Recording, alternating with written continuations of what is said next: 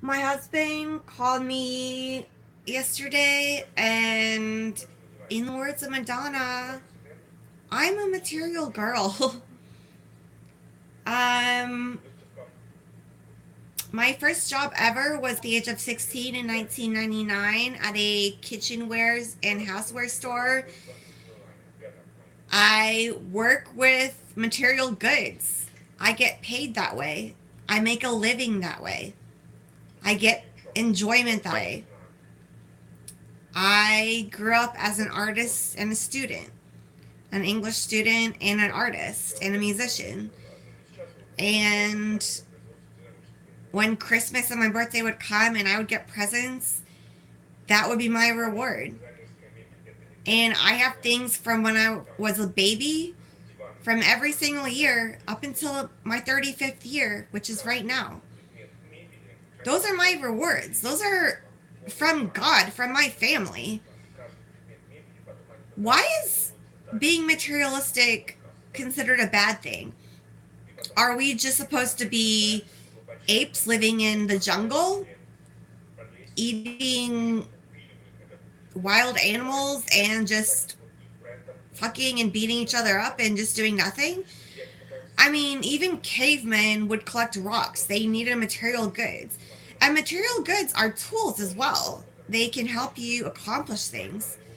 Does a man want a car? Is that materialistic? Does a man want a gun? Is that materialistic? Does a man want a phone? Is that materialistic? Does a man want a suit? Is that materialistic? Does a man want nice shoes? Is that materialistic? Does a man want a leather wallet? Is that materialistic? Does a man want a load of cash? Is that materialistic? He must be some kind of a fucking idiot.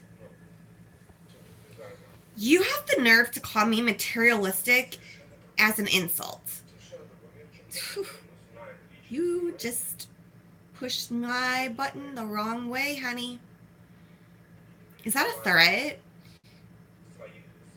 This is my property. I paid for it, and I have all the receipts. It's mine. What are you gonna do with it? You gonna put it in the trash? Yeah, right. I'm done with that. A job is a job. My job is to deal with materialistic goods.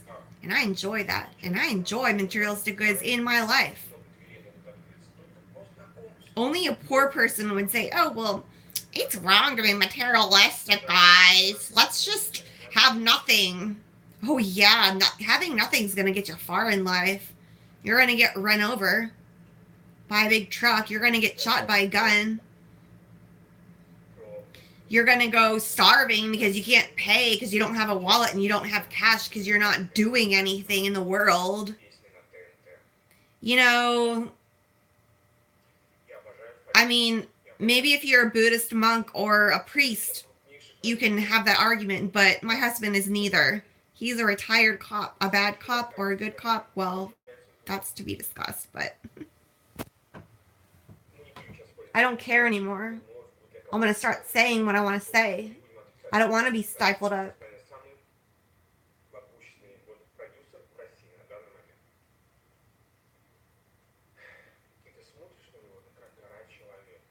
Honey, I'm going to put my stuff over the homeless beggars, yes. Don't come begging up on me, barking up my tree just because I worked hard for a living and I have all the nice things that you so desire. No. You go get a life. I do value my things over other people. Yes, I do. That's why I have a house to keep everything protected, including me, and my clothing, and my food, and my car, and my gun, and my wallets, and my purses, and my shoes. You think I'm going to value every other human life over my belongings that I worked so hard for? A gun is a belonging. Do you think I'm going to value a rapist, a murderer, a thief, you know, do you think I'm going to, yeah, well, thank you. Fair enough. Thank you. I agree. I'm just, I'm done with this petty shit. Like, I'm surrounded by idiots. And In high school, I was so challenged. I just miss that. And even in college, now I don't have the money to go to a nice university, but they're a ripoff, though. You know they are. Nowadays, education is everywhere, but it's always been that way. You know, and they say when the student is ready, the teacher will come. I mean, it's all how you look at it, but I mean, I'm going to a community college right now, and I just, I mean, school is school, and it's good, but thank you, Rob. It is like as long as I'm not making threats against people, as long as I'm not like making abusive or hurtful language or comments, then I'm gonna say what I'm gonna say. I mean, I could even be a speechwriter for the president. That's a job, right? Yeah. I'm sure Donald Trump would hire me, right? I could be a speechwriter. I could be a teacher. It's not hard nowadays. I could be anything I want. Look at all the idiots running around. People need direction. The information age just exploded, and now everything is just at their fingertips. But, I mean, is inflation a thing? I think the dollar has its worth, It's going good. The American dollar is powerful.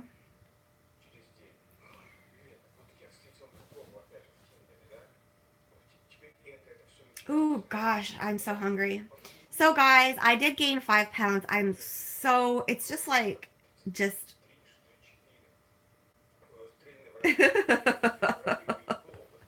What is up with you guys?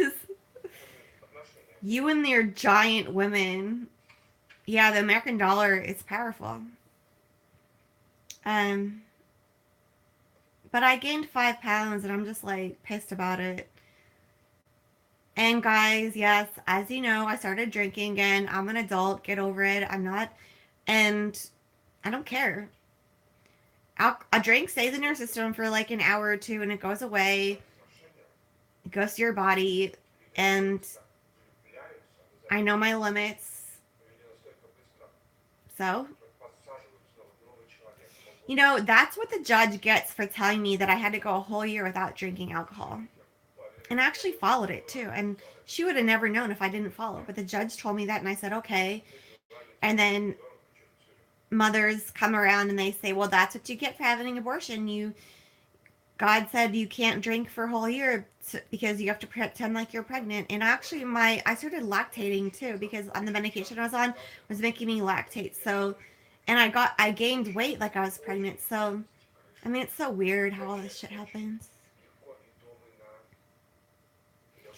That's a Godzilla thing, isn't it? Or I'm gonna say or yes, exactly. That's what life is all about. I say what I want and I do what I want. So fucking what? I don't kill people. I don't I don't even hit people. I I get sneaky though. I mean, I love getting revenge. Ooh, it's so nice. The big bullies at work trying to get to me. Ooh, I've been sticking up for myself, and it is just fun to see them cower back. Oh, how the hell did she learn to speak up for herself? And I'm like, honey, don't test me. Don't fucking test me. Do not test me. I do that. That's why they call it a shrink, right? They shrink you down to size and make you feel like you're worthless.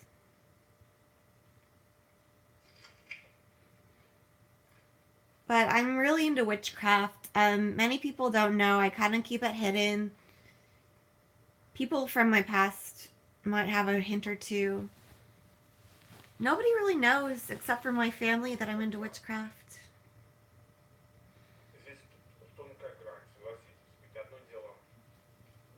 Yeah, oh my god, I love witchcraft so much. It's just so fun. It is ancient thing out there, and it is free for the taking, honey. And I use it and use it, and you can use it so many different ways that sometimes I kind of think I'm like, okay, well, how strong do I want to do this? Sometimes it's just latently in me and I just go about my day, but sometimes I have to remember, like, hey, you're a witch, remember? And I'm like, oh yeah. So I'm like, what shall we do about this day? What shall we do about this situation? And what am I gonna get out of it? I mean, there's always gotta be something in it for me, or else what's the point? Just like a lawyer, you know? Even if they go pro bono, yeah, you can. God looks at people like an ant in an ant farm. God, wherever he is, out there in space, we are like a. What do they call those? We are like an ant in an anthill to God. Well, I do. That's what the Sims are for. Haven't you ever heard of the Sims? And my husband deleted my Sims, and I'm like, very well, very well. We will see. We will see. And now I see my Sims programming coming to life in the real world. I'm not gonna step on you. That'd be no fun. Then you'd just be dead. Like, I need you as a viewer. I need you as a witness. I would probably put you, if you were a rat, I would put you in a maze and I'd like make like traps and like molasses traps and like little treats and stuff and like do tests on you. And try to, I would try to make that I could keep you as a pet and you could protect me.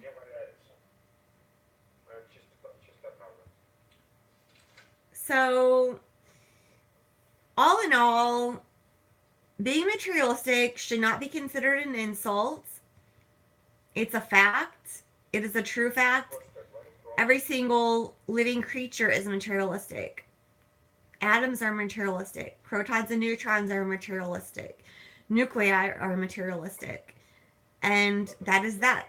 As above, so below, motherfucker. Get it through your head. Don't say that again to me. Next time he says that to me, I'll be like, and I am a material girl by Madonna. I'll just start singing. Because he just thinks that I'm just some dumb little motherfucker. So, whatever. Just rolls right off me. I mean, he's old. Like, he's gonna be dead and he's got at most 30 years. In 30 years, I'll be 60. And I'll be close to retirement and I'm going to just enjoy all my riches and all the life that I've built and all the smarts that I have. And I'm going to talk to other genius millionaires like myself. And we're going to have fun. That's what I want to do. That's my plan. I don't need all this, like, I don't want to worry anymore. Why? I'm not going to worry. Why am I going to worry? So, and if he sees it, then he better learn his lesson. Because sometimes, like, he looks like a big bully when I look at him and I try to talk to him. Like, I mean, I don't know. Like, yeah, I want to say, like, sometimes he scares me. Why would he scare me? He's never made threats against me, but he just has this mean look about him. And it's sad to say that. Like, nobody wants to have a mean look about you, you know, but it could be good at times. But I don't know. Like, he just has this mean look about him.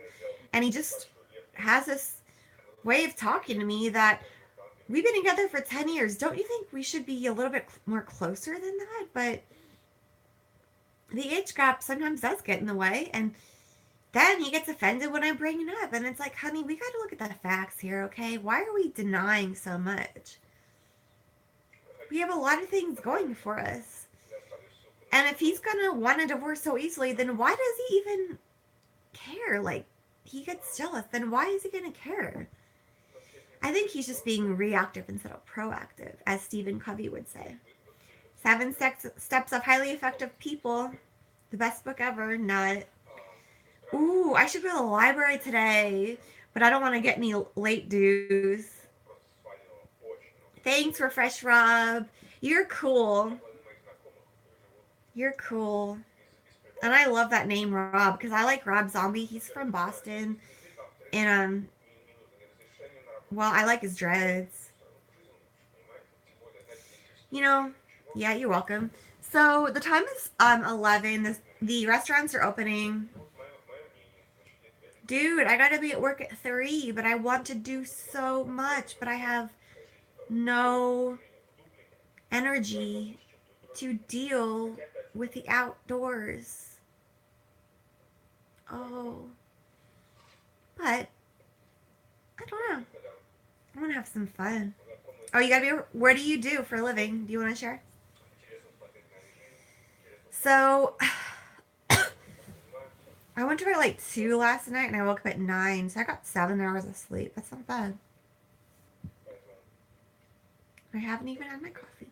A security guard in Austin? That is cool! I love Austin! That's the capital city of Texas. Capital city. I like 6th Street. Do you hear that a lot? I like 6th Street. My husband took me there. Now, I was in Austin before, you know. Yeah. I was in Austin for a concert, Goo Goo Dolls concert. I got a meet and greet. That was my first letter, my fan letter that I wrote to John and Rob. That was my first fan letter that I gave to them. It wasn't my first meet and greet, but that was my first letter. Handwritten letter, at least.